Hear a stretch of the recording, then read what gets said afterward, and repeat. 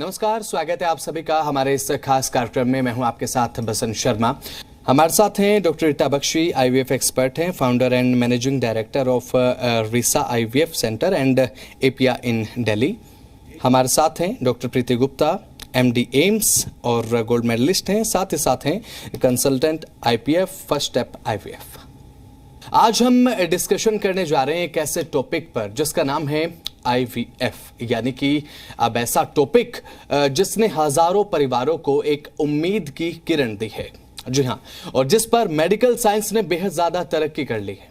अब ऐसे में कई हजारों ऐसे कपल्स हैं जिनकी एक उम्मीद की किरण, बिल्कुल एक लास्ट उम्मीद की किरण जिसे हम अपने जीवन में कभी कभी कह देते हैं, एक आखिरी उम्मीद की किरण, वो आईवीएफ बना है, जिस पे मेडिकल साइंस ने इतनी तरक्की कर ली है कि काबिलिए तारीफ है। इस पर बातचीत करने के लिए हमारे साथ हमारे दो खास मेहमान हैं, दोनों डॉक्टर्स हैं और इस फील्ड की एक्सपर्ट्स भी हैं।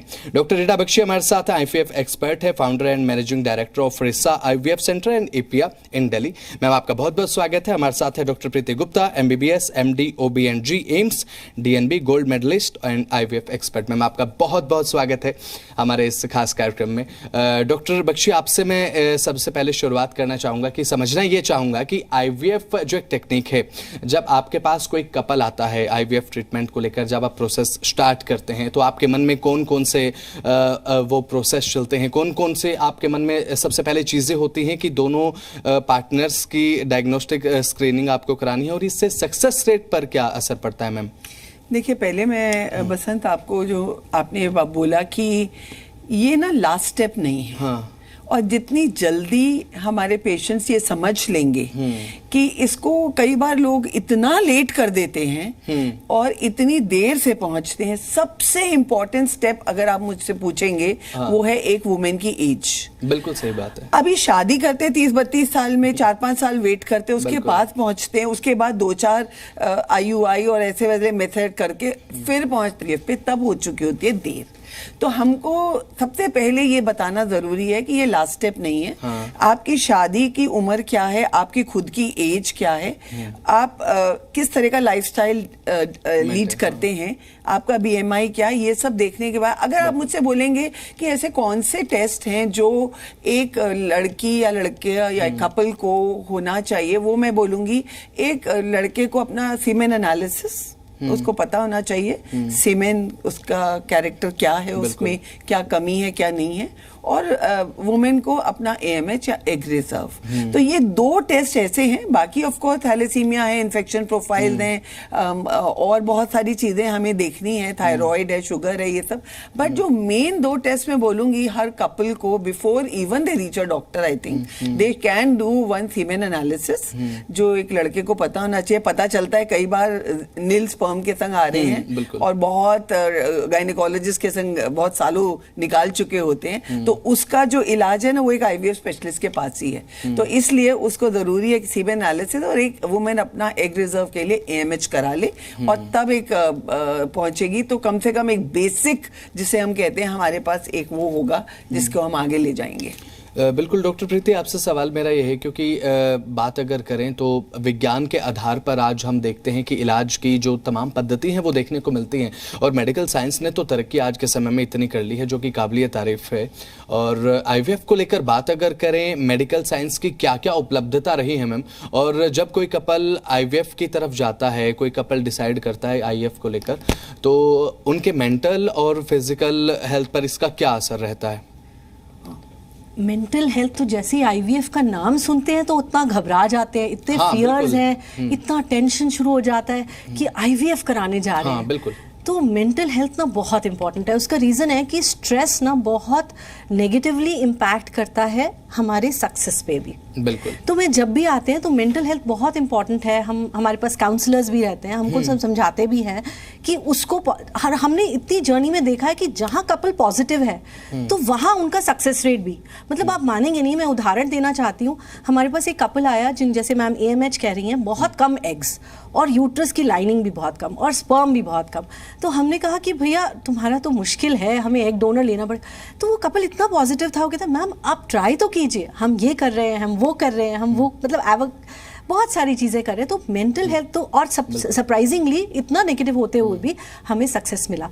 तो मैं सबसे ये कहना चाहूँगी कि ठीक है आप स्ट्रेस्ड हैं, बट आप बात करें अपने डॉक्टर से, अपने काउंसलर से, मेंटल हेल्थ को करें। और फिजिकल हेल्थ बहुत बहुत इंपॉर्टेंट है IVF सक्सेस के लिए। अब फिजिकल हेल्थ में क्या क्या आ जाता है? एज, ओबेसिटी, स्मोकिंग, अल्कोहल, जिससे पूछो आजकल का स्ट्रेसफुल लाइफस्टाइल के कारण ये लोग इतने सिगरेट पीते हैं, इतना अल्कोहल लेते हैं। ओबेसिटी तो मुझे लगता है इंडिया जो है, जिसको देखो, आजकल के बच्चों को देखो, सभी ओवरवेट हैं।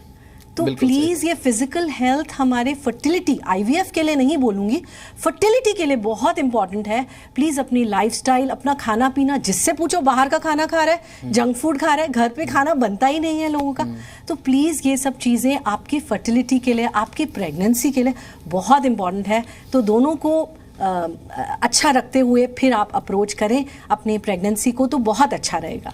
बिल्कुल डॉक्टर प्रीति, सवाल मेरा आपसे रहेगा कि जैसे अब कोई IVF कराता है तो सबसे पहले जब IVF के ट्रीटमेंट का जब एक शुरुआती दौर रहता है, जब बहुत शुरुआती दौर आपके पास कोई पेशेंट आया, IVF ट्रीटमेंट आपने शुरू किया, प्रोसेस शुरू किए, और उस समय स्ट्रेस मैनेजमेंट के लिए फीमेल जो है वो क्या कर सकती है? क्योंकि फीमेल का स्ट्रेस फ्री रहना कितना ज़्यादा इंपॉर्टेंट है, और कौन कौन सी ऐसी चीज़ें हैं मैम जो IVF को लेकर उन्हें नहीं करनी चाहिए? क्योंकि ऐसे भी हमारे समाज में कई रूमर्स से IVF आपने करा, आप ये नहीं कर सकते, आप वो नहीं कर सकते। बहुत सारी चीज़ें आपने पसंद पूछी। सबसे पहला स्ट्रेस। स्ट्रेस हमारी बॉडी में कॉर्टिसोल, अलग अलग हार्मोन्स रेज करते हैं, जो कि हमारी एग क्वालिटी, IVF सक्सेस, सब पे इम्पैक्ट करता है। तो मेरा सबसे पहले उनको समझाने का फोकस होता है कि प्लीज़ आप योगा करें, आप मेडिटेशन करें। और मोस्ट इम्पॉर्टेंटली मैं आज इस माध्यम पे बताना चाहूँगी कि ये फीमेल्स का स्ट्रेस ना मेल्स की वजह से होता है। ठीक है। तो मुझे लगता है आप मानेंगे नहीं बसंत, हमारे पास एक कपल आया जो 42 की थी एंड वाइफ का IVF स्टार्ट किया, रोने लग गई, कह रही मुझे बहुत गुस्सा आ रहा है। मैंने कहा क्या हो गया? तो कहती है कि मेरा हस्बैंड कहता है कि तू अकेली थोड़ा ना लेडी है जो IVF करा रही है। तो मतलब it is so sad that the husbands don't realise कि वो किस जर्नी से जा रही हैं। तो स्ट्रेस कम करने के लिए प्लीज जो हस्बैंड्स हैं उनका सपोर्ट बहुत ज़रूरी है, और बाकी की योगा है, मेडिटेशन है, काउंसलर्स हैं, वो सब है। तो एक ये चीज़ इंपॉर्टेंट आपने मुझसे पूछी कि IVF जर्नी जब आप स्टार्ट करती हैं तो आप क्या करती हैं। उसके अलावा ऑब्वियसली लाइफस्टाइल, जैसे मैंने बोला, बहुत इंपॉर्टेंट रोल है। गर्ल्स भी आजकल स्मोकिंग करती हैं, बिल्कुल, है ना। और ये जर्नी का फियर, स्ट्रेस कम होगा जब वो पूरा प्रोसेस जान पाएंगी। वो कहते हैं बड़ा पेनफुल है, अब पेनफुल नहीं है। जो इंजेक्शंस का पेन है वो भी हम कोशिश करते हैं कम है, बस उसके अलावा कोई पेन नहीं है। पेन जो है वो दिमाग में है। तो जब आप ये जानेंगे कि इतना मुश्किल प्रोसेस नहीं है, तो आप इतना डरेंगे नहीं इस प्रोसेस से, और आपकी जर्नी ज़्यादा स्मूथ होगी। बिल्कुल डॉक्टर रीटा, एम्ब्रियो ग्रेडिंग का कितना ज़्यादा महत्व इसमें आप मानते हैं? देखिए, जैसे कहते हैं बीज और सॉइल, है ना। अगर बीज आपका अच्छा है तो कई बार सॉइल कम भी हो तो भी बीज एकदम पनप के एक अच्छा पौधा बना सकता है। तो यही एक एम्ब्रियो ग्रेडिंग का जहां तक है कि अगर एक अच्छा ग्रेड ऑफ एम्ब्रियो है, या अगर सॉइल बहुत बढ़िया है, एम्ब्रियो ग्रेडिंग थोड़ी कम भी है, तो भी वो उसको पन पा सकता है। तो एम्ब्रियो ग्रेडिंग अगर आपकी बहुत अच्छी है तो ऑब्वियस सी बात है, और सॉइल भी बहुत बढ़िया है, तो दोनों का chances of pregnancy is very very good. उसके बाद खाली एम्ब्रियो ग्रेडिंग और एंडोमेट्रियम की ग्रेडिंग ही इनफ नहीं है, दोनों की तालमेल, यानी कि दोनों की क्रॉस टॉक जिसे हम कहते हैं, यहाँ पर आके जो है, आप एक कमरे में एक बहुत बढ़िया लड़के, बहुत बढ़िया लड़की को बंद कर दीजिए, पर आप सोचेंगे कि जब तक दोनों की कम्युनिकेशन या क्रॉस टॉक ठीक नहीं होगी तब तक वो चीज आगे नहीं बढ़ती। ऐसे ही एक एम्ब्रियो और एंडोमेट्रियम की ग्रेडिंग का भी है, जो होना, बहुत होना, अच्छा होना से ऑब्वियसली सक्सेस रेट बढ़ जाती है। बिल्कुल डॉक्टर रीटा, एक और सवाल इस समय मेरे जहन में आ रहा है, क्योंकि जब हम IVF के लिए जाते हैं, फॉर एग्जांपल कोई भी कपल अगर IVF के लिए जाता है तो सबसे पहले उनको अपने मन में एक पॉजिटिव एस्पेक्ट इसे लेकर रखना चाहिए। पॉजिटिविटी होना सबसे पहले बहुत जरूरी है, क्योंकि सक्सेस रेट उस पर भी डिपेंड करता है। अगर आप जाते हैं IVF को लेकर तो सबसे पहले अपने मन से नकारात्मक चीजें सबसे पहले अलग साइडलाइन कर दीजिए, उसके बाद आप इस इलाज पर जाए, इस पद्धति पर जाए। तो मुझे लगता है कि एक सक्सेस रेट को बढ़ाने के साथ साथ आपको एक पॉजिटिव वाइब्स भी ये पूरे ट्रीटमेंट में देगा, राइट? जी जी। अब ऐसे में मैम कभी कभी ऐसा हम देखने को हमें मिल जाता है कि आईवीएफ का जो एक साइकिल रहता है वो कभी कभी सफल नहीं भी हो पाता, किन्हीं कारणों के चलते, वो मेडिकल साइंस के कारण हो सकते हैं। लेकिन बार बार अगर कोई साइकिल फेल हो रही है तो क्या ये एक मेंटल स्ट्रेस पैदा करता है male as well as on female? इसमें आई थिंक वेरी ऑब्वियस सी बात है कि रिकरेंट इम्प्लांटेशन फेलियर जब होता है या रिकरेंट प्रेगनेंसी लॉसेस होते हैं, आया टेस्ट और आते ही नेगेटिव हो गया, तो इसके कारण ढूंढने बहुत जरूरी होते हैं और बंदा पॉजिटिव तब रहेगा। जैसे हमारे पास जो और चीजें हैं, अभी क्या है ना, हमने एक बेसिक टेस्टिंग करी, उसके बाद हम देखेंगे कि जेनेटिकली टेस्ट कर लें, पीजीटी कर लें एम्ब्रियो की, कि एम्ब्रियो जेनेटिकली नॉर्मल है कि नहीं, हम एरा कर लें एंडोमेट्रियम देखने के लिए कि विंडो ऑफ इम्प्लांटेशन ठीक थी कि नहीं, कहीं वो 12 घंटे आगे पीछे तो नहीं है। तो ये सारी चीजों के आई थिंक जिसे हम कहते हैं कि 3 बार जब आदमी फेल हो जाता है तो उसके बाद जरूर उसका जो वो है, unless we have something more to offer, unless we have more investigations and more treatments to follow which are there, तो हमको ये बताना भी बड़ा जरूरी है कि आप ऐसा सेंटर चूज करिए जहाँ पे आपको पीजीटी की फैसिलिटी हो, एम्ब्रियो ग्लू हो, लेजर हैचिंग हो, ये जो सारे हमारे और पद्धति चाहिए तो वो सब भी अवेलेबल हो, and then I think that's the only way then to go forward. बिल्कुल डॉक्टर प्रीति, सवाल मेरा आपसे ये है क्योंकि जब आईवीएफ हम कराते हैं तो माता अगर नॉर्मल प्रेगनेंसी की करें तो ऐसे रूमर्स रहते हैं समाज में कि आपको ये काम नहीं करना है, आपको वजन नहीं उठाना है, आपको काम ज़्यादा इंटेंस वर्क नहीं करना है। लेकिन आईवीएफ को लेकर भी क्या ऐसे कुछ बातें हैं जो रहती हैं, फिर नॉर्मल आप अपना लाइफस्टाइल में रख सकते हैं? बिल्कुल बहुत सारी स्टडीज कहती हैं। हमारे देश में डर इतना बड़ा है ना, लेटे रहो बस, उठना नहीं है, ऐसा कुछ नहीं है। साइंस कहती है कि आप 15 मिनट वहाँ रेस्ट करें। यूरोप यूएस में सब जगह है 20 minutes of rest after embryo transfer, go back to work. और हमने देखा है हमारे उसमें जो लोग वर्क पे जाते हैं, काम करते हैं, they are more positive, they are stress free और उनका सक्सेस रेट भी ज्यादा है। जो डर के बैठे रहते हैं ना, वहां पे वो फिर थोड़ा सा उससे कोई बेनिफिट नहीं होता। तो इसलिए ऑब्वियसली हम भी कहते हैं कि आप हैवी वर्क अवॉइड कीजिए, पोछा मत लगाइए, आटा वाटा मत गूंदिए, but just out of fair heavy work नहीं करना, फिजिकल एक्टिविटी, विगरस एक्सरसाइज नहीं करनी, जैसे मोर देन 4 आवर्स, वो सब ऑब्वियसली कोई नहीं करता, बट वो नहीं करना। रेस्ट, एवरीथिंग नॉर्मल लाइफ आप लीड कीजिए, कोई फर्क नहीं पड़ता। बिल्कुल। तो डॉक्टर रीटा, समझना मैं आपसे ये चाहूँगा कि कोई भी पेशेंट जब आपके पास आता है तो जाहिर सी बात है उनकी जो एक मेडिकल हिस्ट्री है, ज़रूर आप देखते होंगे कि क्या मेडिकल हिस्ट्री रही है, कोई मेडिकल कॉन्सिक्वेंसेस है या पेशेंट के साथ नहीं है। तो कौन कौन सी वो चीज़ें हैं मैम जो मेडिकल इश्यूज़ होते हैं जिसके चलते आप ये कह सके कि इस पेशेंट के साथ इसकी ये मेडिकल हिस्ट्री रही है और इनके साथ ऐसा इशू रहा है जो कि सक्सेस रेट को प्रभावित कर सकता है? जी, अगर हम स्पर्म एनालिसिस को देखें या सीमेन एनालिसिस को देखें और अगर उसमें एक चांस है कि 0 स्पर्म हो, तो मैं एक आपके माध्यम से ये भी बताना चाहूंगी, आज 0 स्पर्म के लिए भी बहुत सारे इलाज अवेलेबल हैं। ठीक है, नॉन ऑब्स्ट्रक्टिव एजोस्पर्मिया या ऑब्स्ट्रक्टिव एजोस्पर्मिया, हम फैक्ट्री जो होता है टेस्टिस में से भी स्पर्म निकाल सकते हैं। तो पहली बात है, क्योंकि कई नॉर्मल गायनेकोलॉजिस्ट है वो खाली सीमेन रिपोर्ट देखी 0 स्पर्म, बोले अरे आपका तो कुछ हो नहीं सकता। बहुत सारे हम ऐसे आदमी हमारे पास आते हैं। Secondly, there is regeneration also available now.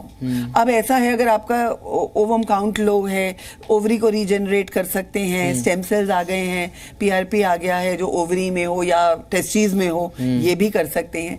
तीसरा है जो मुझे लगता है जो जेनेटिक टेस्टिंग जो आ गई है, और अगर आपकी फैमिली में आपको थैलेसीमिया है, आपके हस्बैंड को भी थैलेसीमिया है, तो आपको डेफिनेटली बच्चा ऐसा चाहिए जो थैल फ्री हो।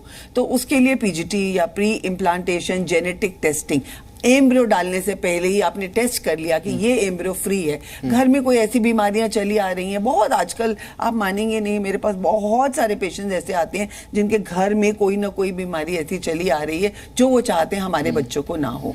तो वो सब चीजें हम पीजीटी के थ्रू निकाल सकते हैं। देखिए, रिसर्च वाइज अगर आप मुझे बोलेंगे तो क्रिस्पर नाम की मतलब एक ऐसी सीजर आ गई है जिसे हम जेनेटिक के चेंज भी कर सकते हैं, यानी कि आप वो जीन्स निकाल सकते हैं जो आपको ब्रेस्ट कैंसर की जैसे जीन्स हैं या कोई ऐसी जीन्स हैं जो आपके फैमिली में चली आ रही हैं, उनको भी, बट राइट नाउ वो अभी एक रिसर्च के डोमेन में है, but definitely I think ethic committee जब हमको अलाउ कर देगी तो ऐसी चीज़ें भी अवेलेबल हो जाएंगी। डॉक्टर प्रीति, सवाल मेरा यह है कि एक बार एम्ब्रियो ट्रांसफर होने के बाद महिला की किसी भी गतिविधि का असर नहीं पड़ता है नतीजों पर? विगरस एक्सरसाइज नहीं करनी चाहिए, बस बाकी तो बेसिकली यही रहता है। Yes. लेकिन जब एक कपल तैयार होता है आईवीएफ को लेकर, तो सबसे पहली बात तो ये है कि एक पॉजिटिविटी मन में उनके होनी चाहिए कि भाई हमारे पॉजिटिव रिजल्ट आएंगे, एक एक्सपेक्टेशन पॉजिटिव होनी चाहिए, और फाइनेंशियल तौर पर कितना तैयार रहना चाहिए, क्योंकि ऐसे रूमर्स भी हैं अगर आप आईवीएफ कराने जाते हैं तो बहुत महंगा इलाज है। अगर एक बार आपकी साइकिल अनसक्सेसफुल हुई तो उसके बाद फिर दोबारा प्रोसेस शुरू करना होगा और इसमें बहुत खर्चा हो जाएगा। ऐसी ऐसी चर्चाएं मैंने भी सुनी है, तो प्लीज मैं चाहता हूं कि आप इस बारे में बताएं जरूर। आईवीएफ साइकिल एक साधारण नॉर्मल सेंटर में अराउंड 1.5-1.7 लाख का रहता है, और एक साइकिल का कॉस्ट। हाँ, और अगर उसमें जेनेटिक टेस्ट ऐड कर दिया जाए तो यस थोड़ा सा और महंगा हो जाता है, लगभग 60-70,000 और लग जाता है, जैसे हमारे पास लेडीज़ आ रही हैं। और हाँ, अगर दोबारा भी ज़रूरत पड़ती है तो ऑब्वियसली थोड़ा सा हम लोग कम करते हैं, बट रफली 1.4-1.5। अगर आप ये मात्रा कॉन्ट्रास्ट करेंगे यूएस में या यूरोप में, आप मानेंगे, या दुबई में, एक साइकिल 15 लाख रुपए कॉस्ट करती है ऐसी जगह पे। और हमारे यहाँ उसके मात्रा में हम लोग बहुत ही रीजनेबल मात्रा में करते हैं, which is just 1.5 lakh, 10 times cost रहती है यूएस यूके में। और बिल्कुल, मतलब वहाँ से हमारे पास लोग आते हैं because it's cheaper for them. बिल्कुल। I would also like to add here कि कॉस्मेटिक में, होटल्स में, हर जगह आदमी पैसा खर्चने को तैयार होता है। और आजकल अगर आप 20-25 हज़ार रुपए का बिल वहाँ जाते हैं रेस्टोरेंट में देते हुए, आदमी सोचता नहीं है। कॉस्मेटिक, बोटॉक्स, फिलर्स वगैरह कराते हुए, और हर छोटा सा बच्चा अब मैं देख रही हूँ करा रहे हैं, तो ये तो पूरी आपकी लाइफ चेंज करने वाली चीज है। हाँ, बिल्कुल सही बात। इसमें तो मुझे लगता है ये पैसा नाम की चीज कुछ खास बात नहीं। दूसरी चीज ये है कि I think soon insurance will start also covering it. अभी इंश्योरेंस कवर नहीं कर रही है इंश्योरेंस, हाँ, बट मोर और लेस आई थिंक ये इन्होंने अब ये कह दिया है कि इसको हम अब एक तरह की बीमारी बन गई है, तो इसको इंश्योरेंस का को भी कवरेज कहीं ना कहीं मिलनी चाहिए। तो डॉक्टर रीटा, जब अभी भी, क्योंकि एक समाज की सच्चाई, देखिए आपको भी ये समाज की सच्चाई पता है, क्योंकि और अभी भी हम दूर दराज के ग्रामीण इलाकों में अगर जाते हैं, वहाँ अगर ये समस्या होती है कि भाई उनको अब आईवीएफ से उम्मीद है, तो और जो मैंने मैम वो जो शुरुआत में शब्द यूज़ किया कि उम्मीद की एक आखिरी किरण, क्योंकि वो सब ट्राई कर चुके होते हैं, उसके बाद उन्हें जब ये सजेस्ट किया जाता है कि भाई अब आप अगर आईवीएफ की तरफ चले जाएंगे तो आपके लिए अच्छा होगा, क्योंकि इसके बाद अगर एज फैक्टर अगर ज़्यादा क्रॉस हो गया, एज ज़्यादा क्रॉस होगी तो आपके लिए जो सक्सेस रेट है वो डाउन हो जाएगा। तो मैम वहाँ पर ये बात कही जाती है कि नहीं, आईवीएफ नहीं कराना है, उसके बाद बच्चों पर असर पड़ेगा, बच्चे नॉर्मल होंगे नहीं होंगे, उनका जो पूरा बॉडी स्ट्रक्चर नॉर्मल होगा नहीं होगा, फिजिकल हेल्थ उनकी नॉर्मल रह पाएगी नहीं रह पाएगी। तो मैं चाहता हूँ मैम आप इन रूमर्स पर पर्दा एक बार उठाएं और बताएं कि सच्चाई आखिर क्या है, ताकि क्लियर हो जाए। मैं ना अपने सारे आईवीएफ कपल से जरूर पूछती हूँ आपका बच्चा कैसा है। हमने स्पर्म चूज करा है, हमने एग चूज करा है, बेस्ट स्पर्म, इतने मिलियंस ऑफ स्पर्म में थे, उस एक स्पर्म को ढूंढा है जो बहुत फास्ट है, बहुत बढ़िया, देखने में बहुत स्मार्ट है, उस स्पर्म को चूज करके हमने जब इक्सी करी है, तो I am telling you the babies are brighter and smarter than the normal children. तो हम ये कहें कि इन बच्चों में आपको कोई कमियां ऐसी दिखेंगी। बाकी I know it is a process, तो नेचर के जिसे हम कहते हैं, हम नेचर के अगेंस्ट कह सकते हो या जो भी कहते हैं, आप नेचर को अब सपोर्ट दे रहे हो तब जाके ये प्रोसीजर होता है। बट मोर और less these kids are normal like any other child, maybe shade better. I will not even say कि इनमें कहीं कोई कमी है। और जैसा डॉक्टर सब अच्छा रहता है, बहुत बढ़िया रहता है, अच्छा नहीं बहुत ही बढ़िया रहता है। जी मैम, आप क्या कहेंगे इस पर? बच्चे बड़े इंटेलिजेंट और होशियार और भागते हुए आते हैं तो बड़ा अच्छा लगता है। बट हाँ, स्टडीज की बात की जाए तो यस, दे से दैट थोड़ा सा इन लोगों में जैसे ट्विनिंग का रेट ज्यादा होता है, तो कई बार वो बच्चे प्री टर्म होते हैं या समय से पहले होते हैं या लो बर्थ वेट होते हैं, तो हाँ, बट वो वैसा ही है जैसे नॉर्मल कपल्स में है, आप समझ रहे हैं। तो otherwise they are very smart and intelligent, but हाँ, ये थोड़ा सा कई बार प्री टर्म होता है या एज ज़्यादा होती है, मदर्स की, उसकी वजह से कॉम्प्लिकेशंस होते हैं, तो फिर बच्चे थोड़े समय से पहले या लो बर्थ वेट होते हैं, but again it's the same as in normal couples. Cool ma'am, एक आखिरी सवाल डॉक्टर प्रीति आपसे रहेगा कि स्ट्रेस मैनेजमेंट में फीमेल किस तरीके से ध्यान रखे, क्योंकि देखिए स्ट्रेस मैनेज करना एक जो मेल पार्टनर है उनका भी एक फर्ज बन जाता है कि वो सपोर्ट करे और साथ ही साथ स्ट्रेस मैनेजमेंट में जो वो हेल्प करे अपने फीमेल पार्टनर की। तो लेकिन फीमेल को वो स्पेसिफिक चीजें क्या क्या करनी चाहिए जिससे स्ट्रेस मैनेजमेंट में हेल्प मिल सकती है? बसंत, आप मुझसे स्ट्रेस के बारे में ही पूछ रहे हैं क्योंकि मैम ये बहुत बड़ा फैक्टर रहता है। इम्पोर्टेंट तो बहुत है। हाँ। और जैसे मैं कह चुकी हूँ, जैसे मैं खुद भी और अपने सारे पेशेंट्स को ये बताती हूँ कि मुझे लगता है कि योगा बहुत महत्वपूर्ण है और योगा से आप फिजिकली हेल्दी भी होते हैं और स्ट्रेस रिलीव करते हैं। तो मुझे जब भी किसी का IVF स्टार्ट करना होता है, पहले मैं कहती हूँ कि आप हमारी योगा क्लासेस ज्वाइन करो या कैसे भी योगा करो। बेसिकली योगा से मुझे लगता है बहुत महत्व होता है। उसके अलावा जैसे स्ट्रेस है, एक्सरसाइज बहुत इंपॉर्टेंट है स्ट्रेस के लिए। भाई अब आप एक्सरसाइज करोगे, स्टडीज़ कहती हैं कि एक्सरसाइज से आपका स्ट्रेस कम होता है, आपका वेट कम होता है, आप पॉजिटिव फील करते हैं। तो ये ज़रूर करें, अपना खाना पीना ठीक करें और अपने हस्बैंड से बात करें। और हस्बैंड्स को, जैसे मैंने बताया कि बहुत इंपॉर्टेंट है अपनी वाइफ्स का ध्यान रखना ड्यूरिंग दिस टाइम, जो कि हमारे देश में हमारी मदर इन लॉज भी, सारी तो नहीं लेकिन कुछ ऐसी हैं कि मतलब ब्लेम किसको जाता है? वाइफ को जाता है। बिल्कुल। फैमिली कहीं जाएंगे, हस्बैंड से कोई बात नहीं करेगा, वाइफ से पूछेंगे कितने साल हो गए, बच्चा क्यों नहीं कर रही, क्या हो गया। तो एक हेल्दी एनवायरनमेंट होना, एक हेल्दी एनवायरनमेंट बहुत जरूरी है, बहुत ज्यादा जरूरी और फैमिली सपोर्ट बहुत जरूरी है। तो विदेशों में ऐसा नहीं होता, नोबडी इज बॉदर्ड। यहाँ पे सब फीमेल को ब्लेम करते हैं। तो प्लीज आप लोग फीमेल को हेल्प करें, वो ऑलरेडी बहुत जूझती है और उससे वो बहुत, आई एम श्योर बहुत अच्छा रिजल्ट आएगा, हमें भी और अच्छा लगेगा। बिल्कुल। तो ये थी डॉक्टर रीटा, डॉक्टर प्रीति, जिन्होंने बताया IVF के बारे में और जो र्यूमर्स हमारे समाज में है उन पर से पर्दा उठाने का एक काम भी किया। तो सबसे पहली बात यहाँ पर ध्यान रखने वाली यही होती है कि आप अगर एक सकारात्मक रिजल्ट चाहते हैं तो सबसे पहली सकारात्मकता आपके मन में होनी बहुत ज़रूरी है, एक पॉजिटिविटी आपके मन में होनी बहुत ज़रूरी है। और मेडिकल साइंस ने जिस तरीके से IVF में आज तरक्की की है, तो उन्होंने एक उम्मीद पैदा कर दी है उन कपल्स के लिए जिनको इसकी दरकार है। फिलहाल इस कार्यक्रम में इतना ही। नमस्कार।